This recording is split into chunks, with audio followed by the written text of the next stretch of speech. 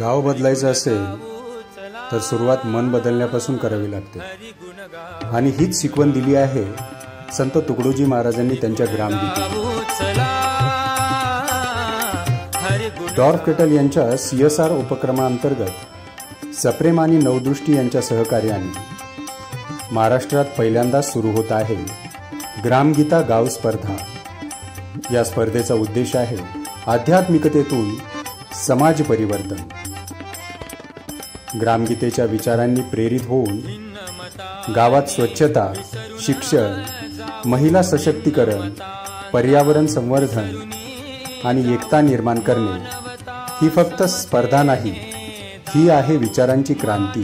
ग्रामगीतेचा प्रत्येक अध्याय गावाला देतोय नवबळ, नवी दिशा।